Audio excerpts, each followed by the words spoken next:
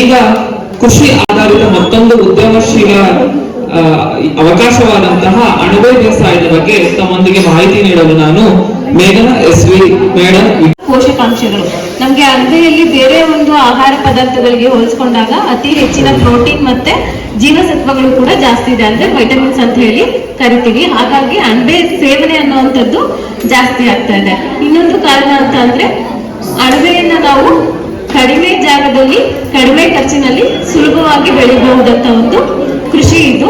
ಹಾಗಾಗಿ ಮನೆಯಲ್ಲಿ ಹೆಣ್ಮಕ್ಳು ಇರುವಂತವ್ರು ಜಾಸ್ತಿ ಖರ್ಚನ್ನ ಮಾಡದೆ ಇರುವಂತಹ ಜಾಗನೇ ಬಳಸ್ಕೊಂಡು ನಾವು ಸುಲಭವಾಗಿ ಅಣಬೆಯನ್ನ ಬೆಳಿಬಹುದು. ಈ ಅಣಬೆ ಬೆಳೆಯೋದಕ್ಕೆ ನಾವು ಬೇರೆ ಬೇರೆ ವಸ್ತುಗಳನ್ನ ನಾವು ಉಪಯೋಗ ಮಾಡ್ತೀವಿ. ಒಂದು ಬಂದ್ಬಿಟ್ಟು ರಾಗಿ ಹುಲ್ಲಾಗಿರ್ಬೋದು ಅಥವಾ ಭತ್ತದ ಹುಲ್ಲಾಗಿರ್ಬೋದು ಅಥವಾ ಮೆಕ್ಕೆಜೋಳದಿಂದ ದಿಂಡು ಬರುತ್ತಲ್ಲ, ಆ ದಿಂಡನ್ನ ಪುಡಿ ಮಾಡ್ಬಿಟ್ಟು ಅಣಬೆಯನ್ನ ಬೆಳೆಯೋದಕ್ಕೆ ಉಪಯೋಗ ಮಾಡ್ತೀವಿ. ಎಲ್ಲದರಲ್ಲೂ ಕೂಡ ನಿಮ್ಗೆ ಪ್ರೊಸೀಜರ್ ಒಂದೇ ಇರುತ್ತೆ, ಬಟ್ ಮೀಡಿಯಂ ನಿಮಗೆ ಅಂದ್ರೆ ಯಾವುದ್ರ ಮೇಲೆ ಬೆಳಿತೀವಿ ಅನ್ನೋದು ವೇರಿ ಆಗುತ್ತೆ. ಇವತ್ತು ಇಲ್ಲಿ ನಾನು ಮೆಕ್ಕೆಜೋಳದ ದಿಂಡು ಬರುತ್ತಲ್ಲ ಅದರ ಪುಡಿಯನ್ನ ತಂದಿದ್ದೀವಿ, ಹೇಗೆ ಮಾಡೋದು ಅನ್ನೋದು ಕೂಡ ನಾವು ತೋರಿಸ್ತೀವಿ. ಈ ಒಂದು ರಾಗಿ ಹುಲ್ಲು ಅಥವಾ ಭತ್ತದ ಹುಲ್ಲನ್ನ ತಗೊಂಡ್ರೆ 2 ರಿಂದ 3 ಇಂಚು ಚಿಕ್ಕದಾಗಿ ನಾವು ಹುಲ್ಲನ್ನ ಕತ್ತರಿಸ್ಕೋಬೇಕಾಗುತ್ತೆ. ಕತ್ತರಿಸ್ಕೊಂಡ ನಂತರ ನಾವು ಒಂದು 8 ಗಂಟೆಗಳ ಕಾಲ ನಾವು ನೀರಿನಲ್ಲಿ ಚೆನ್ನಾಗಿ ನೆನೆಸ್ಬೇಕು. ನಾವು ನೀರು ಉಪಯೋಗ ಮಾಡ್ತೀವಲ್ವಾ, ಅದು ಕ್ಲೀನ್ ಆಗಿರ್ಬೇಕಾಗುತ್ತೆ. ಅಣಬೆ ಬೇಸಾಯ ಅಂತ ಬಂದಾಗ ಅಣಬೆ ಬೆಳೆಯುವಂತ ಸ್ಥಳ ಆಗಿರ್ಬೋದು, ನಾವು ಅಲ್ಲಿ ಕೆಲಸ ಮಾಡುವಾಗ ಆಗ್ಲಿ ನಾವು ಎಷ್ಟು ಸ್ವಚ್ಛತೆಯನ್ನ ಕಾಪಾಡ್ಕೊಂಡು ಬರ್ತೀವಿ ಅನ್ನುವಂಥದ್ದು ತುಂಬಾ ಇಂಪಾರ್ಟೆಂಟ್ ಆಗುತ್ತೆ. ಇಲ್ಲಾಂದ್ರೆ ನಿಮ್ಗೆ ಕೊನೆಯಲ್ಲಿ ನಿಮ್ಗೆ ಎಷ್ಟು ಅಣಬೆ ಈಲ್ಡ್ ಬರ್ಬೇಕಾಗಿರುತ್ತಲ್ಲ ಅದು ಚೆನ್ನಾಗಿ ಬರೋದಿಲ್ಲ. ಅಂದ್ರೆ ಕ್ವಾಲಿಟಿ ಆಗಿರ್ಬೋದು ಅಥವಾ ನಮ್ಗೆ ಎಷ್ಟು ಕ್ವಾಂಟಿಟಿ ಬರಬೇಕು ಅದು ಯಾವುದು ಬರೋದಿಲ್ಲ, ಹಾಳಾಗಿ ಹೋಗುತ್ತೆ. ಹಾಗಾಗಿ ಸ್ವಚ್ಛತೆ ಅನ್ನುವಂಥದ್ದು ಇಂಪಾರ್ಟೆಂಟ್ ಆಗಿರುತ್ತೆ.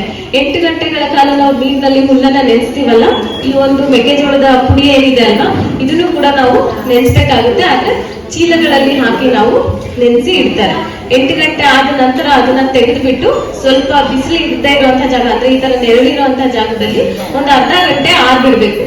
ಆರ್ಬಿಟ್ಟು ನಂತರ ನೀರು ಚೆನ್ನಾಗಿ ಕುದಿತಾ ಇರುತ್ತಲ್ವಾ, ಕುದಿಯುವಂತ ನೀರು 100 ಡಿಗ್ರಿ ಸೆಲ್ಸಿಯಸ್ ಅಷ್ಟು ಟೆಂಪರೇಚರ್ ಇರುತ್ತೆ ಅಂತ ಹೇಳ್ತೀವಿ. ಹಾಗೆ ನೀರು ಚೆನ್ನಾಗಿ ಕುದಿಯೋಕೆ ಕಾಯಿಸ್ಬಿಟ್ಟು ಆ ಕುದಿಯೋ ನೀರಿನಲ್ಲಿ ಅರ್ಧ ಗಂಟೆಗಳ ಕಾಲ ರಾಗಿ ಹುಲ್ಲಾಗಿರ್ಬೋದು ಅಥವಾ ಈ ಒಂದು ಪುಡಿ ಏನಿದೆ ಅದನ್ನ ನಾವು ಬೇಯಿಸ್ಬೇಕಾಗುತ್ತೆ. ಹಾಗೆ ಬೇಯಿಸಿದಾಗ ಇದರಲ್ಲಿ ಏನು ಬೇರೆ ಸೂಕ್ಷ್ಮ ಜೀವಿಗಳು ಇರುತ್ತಲ್ವ, ಬೇಡದೇ ಇರುವಂತಹ ಸೂಕ್ಷ್ಮ ಜೀವಿಗಳು ಅದೆಲ್ಲ ಸತ್ತು ಹೋಗುತ್ತೆ. ನೆಕ್ಸ್ಟ್ ನೀವು ಅಣಬೆ ಬೆಳೆಯುವಾಗ ಇದು ಯಾವುದೇ ಬೇರೆ ಒಂದು ನಿಮ್ಗೆ ಸೂಕ್ಷ್ಮ ಜೀವಿಗಳು ಇರೋದಿಲ್ಲ. ಆವಾಗ ನಿಮ್ಗೆ ಏನಾಗುತ್ತೆ, ನೀಟಾಗಿ ನಮ್ಗೆ ಬೇಕಾಗಿರುವಂತಹ ಒಂದು ಅಣಬೆಯನ್ನ ನಾವು ಬೆಳಿಬಹುದು. ಬೇಯಿಸಿದ ನಂತರ ನೀವೇನ್ ಮಾಡ್ಬೇಕು ಅಂದ್ರೆ ತೆಳುವಾದ ಒಂದು ಬಟ್ಟೆನ ತಗೊಂಡ್ಬಿಟ್ಟು ನೆರಳಿರುವಂತಹ ಜಾಗದಲ್ಲಿ ಈ ಬೇಯಿಸಿರುವಂತಹ ಹುಲ್ಲಾಗಿರ್ಬೋದು ಅಥವಾ ಈ ಒಂದು ಪೌಡರ್ ಇರುತ್ತಲ್ಲ ಅದನ್ನ ಬಿಡ್ಬೇಕಾಗುತ್ತೆ. ಎಷ್ಟುವರೆಗೂ ನೀವು ಅದನ್ನ ಮಾಯಿಶ್ಚರ್ ಹೋಗ್ಬೇಕು ಅಂತಂದ್ರೆ, ಇವಾಗ ನೀರು ಬೇಯಿಸಿರ್ತೀರಲ್ಲ ಅವಾಗ ಮುಟ್ಟಿದ್ರೆ ನಿಮ್ಗೆ ನೀರ್ ಬರುತ್ತೆ ಅಲ್ವಾ, ರಾಗಿ ಹುಲ್ಲಲ್ಲಾಗಿರ್ಬೋದು ಅಥವಾ ಈ ಒಂದು ಪೌಡರ್ನ ತಗೊಂಡು ನೀರಲ್ಲಿ ನೆನೆಸಿದೀವಿ ಅಂತ ಅಂದ್ರೆ ನೀರಿನ ಅಂಶ ಜಾಸ್ತಿ ಇರುತ್ತೆ. ಎಷ್ಟುವರೆಗೂ ಒಣಗಿಸ್ಬೇಕು ಅಂತ ಅಂದ್ರೆ, ನಾವು ಕೈಯಲ್ಲಿ ಒಂದು ಇಡೀ ಹಿಂಗೆ ಇಟ್ಕೊಂಡು ಪ್ರೆಸ್ ಮಾಡಿದ್ರೆ ನಿಮ್ಗೆ ಕೈಗೆ ನೀರಿನ ಅಂಶ ಅಂಟಬೇಕು, ಸ್ವಲ್ಪ ಸ್ವಲ್ಪ ನೀರಿನ ಅಂಶ ಅಂಟಬೇಕು. ಆದ್ರೆ ಹಿಂಡಿದಾಗ ನೀರು ಬರಬಾರ್ದು. ಅದರಿಂದ ಅಷ್ಟು ನೀವು ಇದನ್ನ ಒಣಗಿಸ್ಕೊಬೇಕಾಗುತ್ತೆ. ಒಣಗಿಸ್ಕೊಂಡ ನಂತರ ಇದನ್ನ ನಾವು ಪಾಲಿಥೀನ್ ಚೀಲ ಅಂತ ಹೇಳಿ ಕರಿತೀವಿ. ಇದು ನಿಮ್ಗೆ 3 kg ಇಂದ 5 kg ವರ್ಗು ವೇರಿ ಆಗಿ ಬರುತ್ತೆ, ಸೈಜು ಬೇರೆ ಬೇರೆ ಬರುತ್ತೆ. ಇಲ್ಲಿ ಒಂದು ಏನು ಪುಡಿ ಇದೆ ಅದನ್ನ ನಾವು ಒಣಗಿಸಿಲ್ಲ, ಹಾಗೆ ತಂದಿರುವಂತದ್ದು. ಇದೇನಂತ ಅಂದ್ರೆ ನೀರಿನಲ್ಲಿ ನೆನೆಸಿ ಕುದಿಸಿರೋ ಅಂತದಲ್ಲ, ಡೈರೆಕ್ಟ್ ಆಗಿ ಮೆಕ್ಕೆಜೋಳದ ಪುಡಿ ಏನ್ ದಿಂಡು ಪುಡಿ ಬರುತ್ತಲ್ಲ ಅದನ್ನಷ್ಟೇ ತಂದಿರೋದು. ಇದು ಸಪ್ಲೈಯರ್ಸ್ ಇರ್ತಾರೆ ನಿಮ್ಗೆ. ಅಂದ್ರೆ ನೀವು ಅಣಬೆ ಬೇಸಾಯ ಮಾಡೋದಕ್ಕೆ ಮುಂಚೆ ಏನಂತ ಅಂದ್ರೆ ನೀವು ಏನೇನ್ ಇನ್ಪುಟ್ಸ್ ಬೇಕಾಗುತ್ತೆ, ಯಾವ ರೀತಿ ಬೆಳಿಬೇಕು ಅದ್ರ ಬಗ್ಗೆ ಮಾಹಿತಿ ತಗೊಂಡಾಗ ಈ ಎಲ್ಲಾ ಐಟಮ್ಸ್ ನಮ್ಗೆ ಸಿಗೋದಿಲ್ಲ ಅಲ್ವಾ, ನಮ್ ಸುತ್ತಮುತ್ತನೇ ಇರೋದಿಲ್ಲ. ಅದಕ್ಕೆ ಕೆಲವೊಂದು ಸಪ್ಲೈಯರ್ಸ್ ಅಂತ ಇರ್ತಾರೆ, ಅವ್ರನ್ನ ನಾವು ಕಾಂಟ್ಯಾಕ್ಟ್ ಮಾಡಿದಾಗ ಸಿಗುತ್ತೆ. ಈ ಒಂದು ಪುಡಿ ಬಂದ್ಬಿಟ್ಟು ನಿಮ್ಗೆ 18 ರಿಂದ 20 kg ಆಗುತ್ತೆ. ಗೌರಿಬಿದನೂರು ಕಡೆ ಎಲ್ಲಾನು ಸಪ್ಲೈಯರ್ಸ್ ಇದ್ದಾರೆ, ಅಂದ್ರೆ ಟ್ರಾನ್ಸ್ಪೋರ್ಟೇಷನ್ ಕಾಸ್ಟ್ ಸೇರಿನೂ ನಿಮಗೆ 18 ರಿಂದ 20 ರೂಪಾಯಿ ಬೀಳುತ್ತೆ. ನಾನು ಮಾಯಿಶ್ಚರ್ ಹೇಳಿದ್ನಲ್ಲ, ಹಿಂಗೆ ಇಟ್ಕೊಂಡು ನೀವು ಪ್ರೆಸ್ ಮಾಡಿ ಈ ತರ ಬಿಟ್ಟಾಗ ನಿಮ್ ಕೈಯಲ್ಲಿ ಸ್ವಲ್ಪ ಸ್ವಲ್ಪ ನೀರಿನ ಅಂಶ ಇರಬೇಕು, ಆದ್ರೆ ಜಾಸ್ತಿ ನೀರಿನ ಹಾನಿ ಬರಬಾರ್ದು. ಆ ತರ ಮಾಡ್ಕೊಂಡ ನಂತರ ಈ ಬ್ಯಾಗ್ ನೋಡ್ಬೋದು, ನಾವಿಲ್ಲಿ ಲೇಯರ್ ಹಾಕಿದೀವಿ. ಅಂದ್ರೆ ಈ ಮಶ್ರೂಮ್ ಬಂದ್ಬಿಟ್ಟು ಎರಡನೇ ಕೊಯ್ಲು ಆಗಿರುವಂಥದ್ದು. ಹಾಗಾಗಿ ಇಲ್ಲಿ ಬೆಳೆ ಬಂದಿದೆ ನೋಡ್ಬೋದು. ಬೆಳೆ ಬರೋದಕ್ಕೆ ಮುಂಚೆ ನಾವು ಒಂದು ಬ್ಯಾಗ್ ಹೇಗೆ ಪ್ರಿಪೇರ್ ಮಾಡ್ಕೋಬೇಕು ಅದು ಇಂಪಾರ್ಟೆಂಟ್ ಅಲ್ವಾ. ಫಸ್ಟ್ ನಾವೇನಂದ್ರೆ ಒಂದು ಲೇಯರು ನಿಮ್ಗೆ ಈ ಒಂದು ಪುಡಿ ಏನಿದೆ ಆ ಪುಡಿಯನ್ನ ಹಾಕೋಬೇಕಾಗುತ್ತೆ.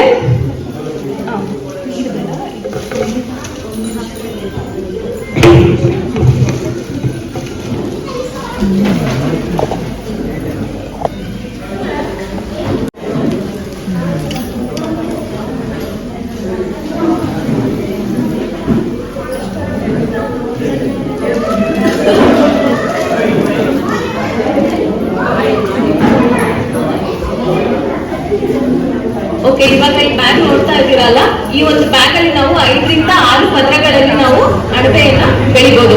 ಫಸ್ಟ್ ಲೇಯರ್ಗೆ ನೀವು ಒಂದಿಷ್ಟು ಹಿಂಡಿನ ಪುಡಿಯನ್ನ ಹಾಕೊಂಡ ನಂತರ ಟೈಟ್ ಆಗಿ ಪ್ರೆಸ್ ಮಾಡ್ಬೇಕಾಗುತ್ತೆ. ಕಾಣಿಸ್ತಿದೆ ಅಲ್ವಾ? ಈ ತರ ಪ್ರೆಸ್ ಮಾಡಿದಾಗ ಏನಾಗುತ್ತೆ, ಒಳಗಡೆ ಇರುವಂತಹ ಗಾಳಿ ಹೊರಗಡೆ ಬರುತ್ತೆ. ಆವಾಗ ನೀವು ಕತ್ತಲೆ ಕೋಣೆಯಲ್ಲಿ ಇಡಬೇಕಾಗುತ್ತೆ. ಈ ಬ್ಯಾಗ್ ನ ಪ್ರಿಪೇರ್ ಮಾಡಿದ್ಮೇಲೆ ಆವಾಗ ಕೊಳ್ತೋಗೋದಾಗುತ್ತಲ್ಲ, ಅದನ್ನ ಅವಾಯ್ಡ್ ಮಾಡ್ಬೋದು. ಹಾಗಾಗಿ ನೀವು ಪ್ರತಿ ಪದರನ್ನು ಹಾಕಿದ ನಂತರ ಟೈಟ್ ಆಗಿ ಪ್ರೆಸ್ ಮಾಡುವಂತದ್ದು ಇಂಪಾರ್ಟೆಂಟ್ ಆಗಿರುತ್ತೆ. ಈ ತರ ಪ್ರೆಸ್ ಮಾಡಿದ ನಂತರ ಇದು ಅಣಬೆ ಬೀಜ.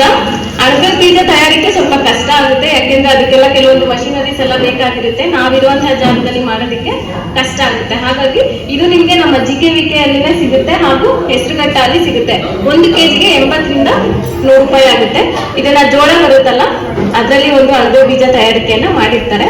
ನೀವು ಹೇಗೆ ಹಾಕ್ಬೇಕಂದ್ರೆ, ಜಾಸ್ತಿ ಇದಕ್ಕೆ ಪ್ರೆಷರ್ ಹಾಕಬಾರ್ದು, ಅವಾಗ ಹಾಳಾಗ್ಬಿಡುತ್ತೆ. ಹಾಗಾಗಿ ಎಷ್ಟು ಸ್ಮೂತ್ ಆಗಿ ಹ್ಯಾಂಡಲ್ ಮಾಡ್ತೀವೋ ಹಾಗೆ ಮಾಡಬೇಕು. ಹಾಗೆ ಈ ಒಂದು ಅಣಬೆ ಬೀಜನ ನಾವು ರೆಫ್ರಿಜರೇಟರ್ ಅಲ್ಲಿ ಸ್ಟೋರ್ ಮಾಡಿರ್ತೀವಲ್ವಾ, 1 kg ಬೀಜದಿಂದ ನಾವು ಈ ತರದ ಒಂದು 5 ರಿಂದ 6 ಬ್ಯಾಗ್ ಅನ್ನ ತಯಾರಿಕೆ ಮಾಡಬಹುದು. ಇಲ್ಲಿ ನಾನು ನಿಮ್ಗೆ ಹಾಗೆ ತೋರಿಸ್ತಾ ಇದ್ದೀನಿ. ಬಟ್ ಪ್ರತಿ ಸಾರಿ ನಾವು ಬ್ಯಾಗ್ ಪ್ರಿಪೇರ್ ಮಾಡುವಾಗಲಿ ಅಥವಾ ಅಣಬೆ ಬೆಳೆಯುವಂತ ಕೊಠಡಿಗೆ ಹೋಗುವಾಗ ನಾವು ಕ್ಲೀನ್ಲಿನೆಸ್ ಮೇಂಟೈನ್ ಮಾಡ್ಬೇಕು ಅಂತ ಹೇಳಿದೆ. ಕೈಗೆ ಸ್ಯಾನಿಟೈಸರ್ ಹಾಕೊಂಡು, ಹ್ಯಾಂಡ್ ಗ್ಲೌಸ್ ಹಾಕೊಂಡು, ಮಾಸ್ಕ್ ಹಾಕೊಂಡು, ಹೇರ್ ಕ್ಯಾಪ್ ಹಾಕಿ ಈ ತರದನ್ನ ಮಾಡ್ಬೇಕಾಗುತ್ತೆ. ಅವಾಗ ನಿಮ್ಗೆ ಕಂಟಾಮಿನೇಷನ್ ಲೆವೆಲ್ ಕಡಿಮೆ ಇರುತ್ತೆ. ಎಷ್ಟು ಸೀಡ್ಸ್ ಅನ್ನ ತಗೋಬೇಕು ಅಂತ ಅಂದ್ರೆ, ಹೀಗೆ 1 ಹಿಡಿ ಕೈಯಲ್ಲಿ 1 ಹಿಡಿ ಬೀಜನ ತಗೋಬಿಟ್ಟು ಅದು ಒಳಗಡೆ ಸುತ್ತ ಮಧ್ಯದಲ್ಲಿ ಹಾಕಬಾರ್ದು. ನೀವು ಏನು ಒಂದು ಪದರ ಹಾಕಿರ್ತೀವಲ್ಲ, ಅದ್ರ ಸುತ್ತದಲ್ಲಿ ಈ ರೀತಿ ತೆಳುವಾಗಿ ಹರಡ್ಕೊಂಡ್ ಬರ್ಬೇಕಾಗುತ್ತೆ. ಮಧ್ಯಭಾಗದಲ್ಲಿ ಹಾಕಬಾರ್ದು. ಈ ತರ ಹಾಕಿದ ನಂತರ ಇದ್ರ ಮೇಲೆ ನೀವು ಇನ್ನೊಂದು ಪದರ ಹಾಕ್ಬೇಕು. ಇನ್ನೊಂದು ಪದರ ಹಾಕಿದ ನಂತರ ಮತ್ತೆ ಪ್ರೆಸ್ ಮಾಡ್ಬೇಕಾಗುತ್ತೆ. ಈ ರೀತಿ ಟೈಟ್ ಆಗಿ ಪ್ರೆಸ್ ಮಾಡ್ಬಿಟ್ಟು ಹೀಗೆ ಒಂದು 5 ರಿಂದ 6 ಪದರಗಳನ್ನ ನೀವು ಮಾಡಬಹುದು.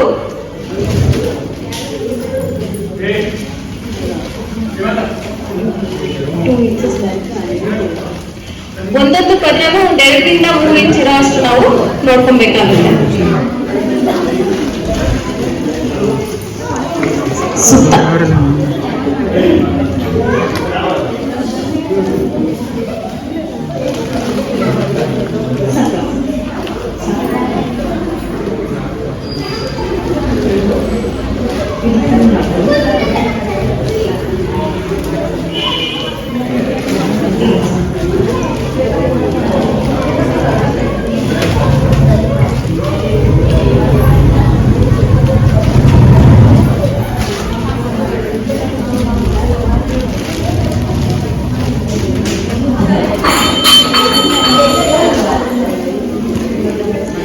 ಕೇವಲ 3 ಪದರ ಮಾತ್ರ ಹಾಕಿದರೆ ನೀವು 4 ರಿಂದ 5 ಪದರ ನೀವು ಹಾಕೊಳ್ಬಹುದು ಒಂದು ಕವರ್ ಅಲ್ಲಿ.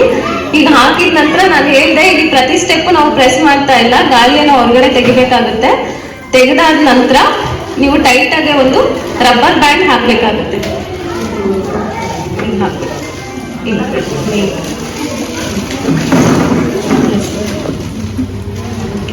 ಕೆಲವೊಂದ್ಸರಿ ಏನಾಗುತ್ತೆ ಅಂತ ಅಂದ್ರೆ, ಈ ನೀರ್ ಬಿಡುವಂತ ಪ್ಲಾಸ್ಟಿಕ್ ಪೈಪ್ ಇರುತ್ತೆ ಅಲ್ವಾ, 1 ಇಂಚ್ ಪೈಪ್ಗಳು, ಅದನ್ನ ಚಿಕ್ಕದಾಗಿ ಕಟ್ ಮಾಡ್ಕೊಂಡ್ಬಿಟ್ಟು ಇಲ್ಲಿ ಕ್ಯಾಪ್ ತರ ಯೂಸ್ ಮಾಡ್ತಾರೆ. ಹೇಗೆ ಅಂದ್ರೆ, ಇಲ್ಲಿ ರಬ್ಬರ್ ಬ್ಯಾಂಡ್ ಹಾಕಿದೀವಿ, ಅದ್ರ ಬದಲಿಗೆ ನಿಮ್ಗೆ ಒಂದು ಪೈಪ್ದು ಕ್ಯಾಪ್ ನ ಚಿಕ್ಕದಾಗಿ ಮಾಡ್ಕೊಂಡ್ಬಿಟ್ಟು ಹಾಕಿ, ಕ್ಯಾಪ್ ಹಾಕಿದ ನಂತರ ಏನಾಗುತ್ತೆ ಅಂದ್ರೆ ನೀವು ಈ ತರ ಮಡ್ಚ್ಕೊಳ್ಬಹುದು. ಅವಾಗ ಏನಾಗುತ್ತೆ ಅಂದ್ರೆ ಗಾಳಿ ಚೆನ್ನಾಗಿ ಆಡುತ್ತೆ, ಬೇರೆ ಯಾವುದೇ ಒಂದು ವಸ್ತುಗಳು ಕೂಡ ಹೋಗೋದಿಲ್ಲ. ಇಲ್ಲ ಅಂತ ಅಂದ್ರೆ ತುಂಬಾ ಜನ ಫಾಲೋ ಮಾಡುವಂಥದ್ದು ಹೀಗೇನೆ, ರಬ್ಬರ್ ಬ್ಯಾಂಡ್ ಹಾಕ್ಬಿಟ್ಟು ಎಲ್ಲ ಆಗಿದ ನಂತರ ನಿಮಗೆ ಈ ಒಂದು ತಳಭಾಗ ಇರುತ್ತಲ್ಲ, ತಳಭಾಗದಲ್ಲಿ ಒಂದು ಚಿಕ್ಕ ದಬ್ಳದಲ್ಲಿ ಒಂದು 4-5 ರಂಧ್ರನ ಮಾಡ್ಬೇಕಾಗುತ್ತೆ. 4-5 ತಳಭಾಗದಲ್ಲಿ ಮಾಡಿ, ಹಾಗೇನೆ ಈ ಒಂದು ಚೀಲದ ಸುತ್ತಲೂ ಒಂದು 5-6 ಹೋಲ್ಗಳನ್ನ ಮಾಡ್ಬೇಕು. ಹೋಲ್ಗಳನ್ನ ಮಾಡ್ಬಿಟ್ಟು ಕತ್ತಲು ಕೊಠಡಿ ಅಂತ ಹೇಳ್ತೀವಿ, ಅಂದ್ರೆ ಜಾಸ್ತಿ ಟೆಂಪರೇಚರ್ ಮತ್ತೆ ಬೆಳಕು ಇಲ್ಲದೆ ಇರುವಂತಹ ಜಾಗದಲ್ಲಿ ನಾವು ಈ ಬ್ಯಾಗ್ ಅನ್ನ 20 ದಿನ ಇಡಬೇಕಾಗುತ್ತೆ. ನೀವು ಒಂದು ಈ ಬ್ಯಾಗ್ ತಯಾರಿಕೆ ಮಾಡಿದ್ಮೇಲೆ 20ರಿಂದ 25 ದಿನದಲ್ಲಿ ಅಣಬೆ ಕೊಯ್ಲಿಗೆ ಬರುತ್ತೆ. ಫಸ್ಟ್ ಅಣಬೆ ಬರುವಂತದ್ದು. ನಿಮ್ಗೆ 2ನೇ ಕೊಯ್ಲು ಬಂದ್ಬಿಟ್ಟು ಫಸ್ಟ್ ಬಂದ ನಂತರ ಒಂದ್ 2-3 ದಿನ ಆದ ನಂತರ ನಿಮ್ಗೆ 2ನೇ ಕೊಯ್ಲು ಬರುತ್ತೆ. ನಿಮ್ಗೆ ಹೆಂಗ್ ಗೊತ್ತಾಗುತ್ತೆ? ಕತ್ಲು ಚೇಂಬರ್ ಅಲ್ಲಿ ಇಟ್ಟಿರ್ತೀರಲ್ವಾ 20 ದಿನದವರೆಗೂ ಅಣಬೆ ಬೆಳೆದಿದೆ ಅಂತ ಹೇಗ್ ಗೊತ್ತಾಗುತ್ತೆ ಅಂತಂದ್ರೆ ಈ ಒಂದು ಚೀಲ ನೋಡ್ಬೋದು, ಇಲ್ಲೆಲ್ಲ ಹರಡ್ಕೊಂಡಿದೆ ಅಲ್ವಾ, ವೈಟ್ ಪಾರ್ಟ್ ಅಂದ್ರೆ ಸ್ಪ್ರೆಡ್ ಆಗಿದೆ. ನಾವು ಅಣಬೆ ಬೀಜ ಹಾಕಿರ್ತೀವಲ್ಲ, ಅದು 20 ದಿನಗಳ ನಂತರ ಈ ತರ ಸ್ಪ್ರೆಡ್ ಆಗಿರುತ್ತೆ ಕಂಪ್ಲೀಟ್ ಆಗಿ. ಅವಾಗ ನೀವು ಇದನ್ನ ತೆಗೆದ್ಬಿಟ್ಟು ಈ ತರ ಒಂದು ಬೆಳಕು ಮತ್ತೆ ಗಾಳಿ ಚೆನ್ನಾಗಿ ಆಡುವಂತ ಒಂದು ಕೊಠಡಿನ ಮಾಡ್ಕೋಬೇಕು. ಅಲ್ಲಿ 20ರಿಂದ 25 ಡಿಗ್ರಿಯಷ್ಟು ಉಷ್ಣಾಂಶ ಇರಬೇಕು. ಅದಕ್ಕಿಂತ ಜಾಸ್ತಿ ಆದಾಗ ಈ ಅಣಬೆ ಬರೋದಿಲ್ಲ. ಹಾಗೆ 70% ಅಷ್ಟು ತೇವಾಂಶ ಮಾಡ್ಬೇಕು. ಇವಾಗ ಟೆಂಪರೇಚರ್ ಜಾಸ್ತಿ ಇದೆ ಅಲ್ವಾ, ಬಿಸಿಲು ಜಾಸ್ತಿ ಇದೆ, ಅವಾಗ ಏನ್ ಮಾಡ್ಬೇಕಂದ್ರೆ ಈ ತರ ಕೊಠಡಿ ಇರುತ್ತೆ ಅಂದ್ರೆ ಅದ್ರ ಸುತ್ತಲೂ ಗೋಣಿ ಚೀಲಗಳನ್ನ ಹಾಕ್ಬಿಟ್ಟು ನೀರ್ ಸ್ಪ್ರೇ ಮಾಡ್ತಾ ಇರ್ಬೇಕು. ಅವಾಗ ನಿಮ್ಗೆ ತೇವಾಂಶನೂ ಇರುತ್ತೆ, ಹಾಗೆ ಟೆಂಪರೇಚರ್ ಕೂಡ ಕಡಿಮೆ ಇರುತ್ತೆ. ಇದಕ್ಕೆ ಬಂದ್ಬಿಟ್ಟು 20ರಿಂದ 25 ಡಿಗ್ರಿ ಇರ್ಬೇಕು. 1 ಡಿಗ್ರಿ ಜಾಸ್ತಿ ಆದ್ರೂ ತೊಂದರೆ ಇಲ್ಲ. ಅದಕ್ಕಿಂತ ಜಾಸ್ತಿ ಆಗ್ತಿದೆ, 28 ಹಂಗೆಲ್ಲ ಹೋಗ್ತಿದೆ ಅಂತ ಅಂದಾಗ ಜಾಸ್ತಿ ನೀರ್ನ ಒಂದು ದಿನದಲ್ಲಿ 2-3 ಸಾರಿ ನೀರ್ನ ಸ್ಪ್ರೇ ಮಾಡ್ಬೇಕಾಗುತ್ತೆ. ಇದಾದ ನಂತರ ನಿಮಗೆ ಈ ಒಂದು ಚೇಂಬರ್ ಅಲ್ಲಿ ಇಡ್ಬೇಕಂತ ಹೇಳ್ದೆ ಅಲ್ವಾ, ಅಂದ್ರೆ ಅಣಬೆ ಬೆಳೆಯುವಂತ ಕೊಠಡಿಯಲ್ಲಿ ಇಡ್ಬೇಕು ಅಂತ.